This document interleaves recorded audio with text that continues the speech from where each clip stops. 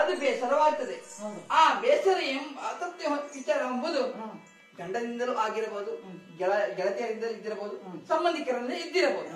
ಆ ಅಸತ್ಯ ತೃಪ್ತಿ ಹೊಂದಿರುವಂತಹ ವಿಚಾರ ಈ ಗಳಿಗೆಯಲ್ಲಿ ನನ್ನ ಪಾಲಿಗೆ ಹೊರಗಿನವರಿಂದ ಏನು ಬರಲಿಲ್ಲ, ಮತ್ತೆ ನಿಮ್ಮಿಂದಲೇ ಬಂತು. ನಿಮ್ಮಿಂದ ಹೇಗೆ ಹೇಗೆ ಅಂತ ಬಹಳ ದೀರ್ಘವಾಗಿ ಕೇಳಿದ್ರಲ್ಲ, ಅದು ಹೇಗೆ ಅಂತ. ಇತ್ತೀಚೆಗೆ ನಿಮಗೆ ಮನೆ ಅಂತ ಗಮನವೇ ಇಲ್ಲ. ನಿತ್ಯ ನಾನು ಬರ್ತಾ ಇದ್ದೇನೆ, ಯಾವತ್ತಾದ್ರೂ ನಾನು ಅಂತಪುರಕ್ಕೆ ಬಾರದಿದ್ದೀನಿ ಇಂತೇನೆ ಹೇಗೆ ಬರ್ತೀರಾ? ಹೇಳ್ತೀನಿ. ಏನು ಅಡುಗೆ ಮಾಡಿದ್ದೀಯಾ? ಕೇಳ್ತೇನೆ. ಮೊಸರನ್ನ ಉಂಟಾ? ಎಣ್ಣೆ ಉಂಟಾ? ಲಡ್ಡು ಮಾಡಿದ್ಯಾ?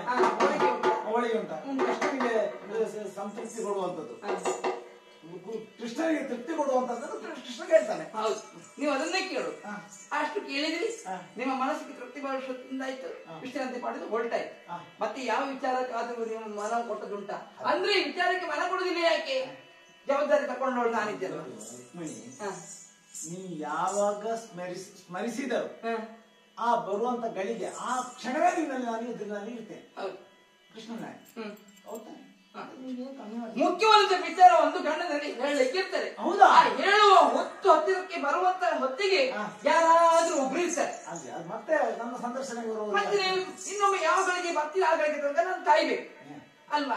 ಹೀಗೆ ದಿನ ಹೋಯ್ತು ಹೊರತು ಆ ಗಳಿಕೆ ವಿಷಯ ಹೇಳುವ ಸಂದರ್ಭ ನನಗೆ ಒದಗಿ ಬರಲಿಲ್ಲ. ಇನ್ನು ಒದಗಿ ಬರುದು ಬೇಡ.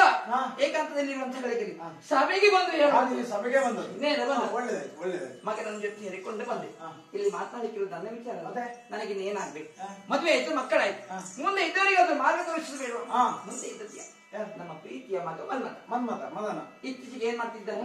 ಕುಳಿತುಕೊಳ್ಳೋದಿಲ್ಲ, ಸರಿಯಾಗಿ ನಿಲ್ಲಿಸಿದ ಹೊತ್ತಿಗೆ ಊಟ ಮಾಡುದು. ಏನಾದ್ರೂ ಅಡಿಗೆ ಸರಿ ಮಾಡಿ ಬಡಿಸಿಲ್ವ ಅಂತ.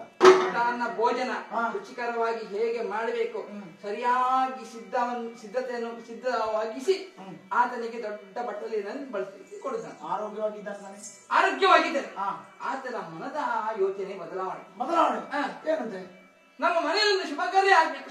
ಶುಭ ಕಾರ್ಯ ನಾಡ್ದು ಅಷ್ಟಮಿ ಅಂತಲ್ಲ, ಕೃಷ್ಣ ಜನ್ಮಾಷ್ಟಮಿ ಅದ್ದೂರಿಯಾಗಿ ಆಚರಣೆ ಮಾಡಿದ್ರೆ ಅದು ವರ್ಷಕ್ಕೊಮ್ಮೆ ಆಚರಣೆ ಮಾಡ್ತಾರೆ. ಆ ವಿಭಾಗದಲ್ಲಿ ಶುಭ ಕಾರ್ಯದಲ್ಲಿ ಅದೊಂದು ಹೋದು. ಶುಭ ಕಾರ್ಯದಲ್ಲಿ ಅಂತ ಹೇಳಿದ್ರೆ ಇವತ್ತು ಮದುವೆ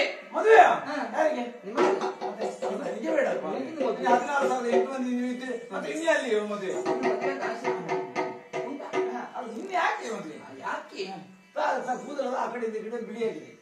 ಗೊತ್ತಾಯಿಲ್ಲ ಬಿಡಿ. ಮಗನಂತ ಮನ್ಮಥ ನಿಮ್ಮ ಪ್ರಾಯ ಪ್ರಬುದ್ಧನಾಗಿ ಬೆಳೆದಿರ್ತಿದ್ದಾನೆ. ಅಂತವನಿಗೆ ನಾವು ಏನ್ ಕೊಡಿಸ್ಬೇಕು? ಅಂತವನಿಗೆ ಬೇಕಾದನ್ನು ಕೊಡಿಸ್ಬೇಕು. ಏನು ಈ ಸಮಯದಲ್ಲಿ ಪ್ರಾಯ ಪ್ರಬುದ್ಧನಾಗ ಬೇಕಾದ ಮದುವೆ ಹುಟ್ಟಿದ ಗಳಿಗೆ ಆ ಗಳಿಗೆ ಒಂದು ನಿಗದಿಪಡಿಸಿ ಯಾವ ನಕ್ಷತ್ರ, ಯಾವ ಗೋತ್ರ, ಯಾವ ರಾಶಿ, ಅದೇ ಮತ್ತೆ ಸೂಕ್ತ ಸಮಯಕ್ಕೆ ನಾಮಕರಣ ಮನ್ಮಥ ಎಂಬ ಹೆಸರನ್ನು ಇರ್ತದೆ. ಅದಾಯ್ತಾ? ಅವನಿಗೆ ಸೂಕ್ತವಾದಂತಹ ಪ್ರಾಯಕ್ಕೆ ಉಪನಯನಾಧಿಕಾರಿಗಳಾಗಿದೆ. ಹಾಗೆ 5 ವರ್ಷ ತುಂಬಿದ ಬಳಿಕ ಗುರುಮಠಕ್ಕೆ ಅವನ ಜೀವಮಾನಕ್ಕೆ ಬೇಕಾದಂತ ವಿದ್ಯೆಗಳನ್ನು ಕಲಿತ. ಇವಾಗ ನಿಮ್ಮ ಎದೆ ಎತ್ತರಕ್ಕೆ ಬೆಳೆದಿದ್ದಾನೆ. ಆತನ ಮನದಲ್ಲಿ ಮದುವೆ ಆಗುವಂತ ಆಸೆ ಹುಟ್ಟಿಕೊಂಡಿದೆ. ಈಗ ಮನ್ಮಥ ಕಲ್ಯಾಣ, ಅದಕ್ಕೋಸ್ಕರ ನೀವು ಬಂದದ. ಇವಾಗ ನೀವು ಹೋಗ್ಬೇಕು, ಉತ್ತಮ ಅಂತ ಮನಸ್ಸಿನಲ್ಲಿ ಬೆಳೆದಂತ ಹೆಣ್ಣು ಆಯ್ಕೆ ಮಾಡ್ಬೇಕು. ಅವನ ರೂಪಕ್ಕೆ ತಕ್ಕದಾದಂತ ಹೆಣ್ಣಾಗ್ಬೇಕು. ಅವಳು ಕೂಡ ರೂಪತೆಯಾಗಿರ್ಬೇಕು. ಕೇವಲ ರೂಪ ಇದ್ರೆ ಸಾಲ, ರೂಪಕ್ಕೆ ತಕ್ಕ ಗುಣ ಇರ್ಬೇಕು. ಕೆಲವರಿಗೆ ರೂಪ ಇರ್ತದೆ, ಗುಣ ಇರ್ಬೇಕು. ಆ ಗುಣ ಮತ್ತೆ ರೂಪ ಎರಡನ್ನೂ ನೀವು ಆಯ್ಕೆ ಮಾಡಿಕೊಂಡು ಅವಳನ್ನೇ ನನ್ನ ಮಗನಂತ ಮನ್ಮಥನಿಗೆ ಕೊಟ್ಟು ಮದುವೆ ಮಾಡಿಸ್ಬೇಕು. ಆ ಶುಭಗಳಿಗೆ ನಿರೀಕ್ಷಣೆ ನಾನಿರ್ತೇನೆ. ಹಾಗಾಗಿ ಈ ಕ್ಷಣದಲ್ಲಿ ಹೆಣ್ಣು ಹುಡುಕಕ್ಕೆ ಹೋಗ್ತೀರಾ ಇಲ್ಲೋ? ಓ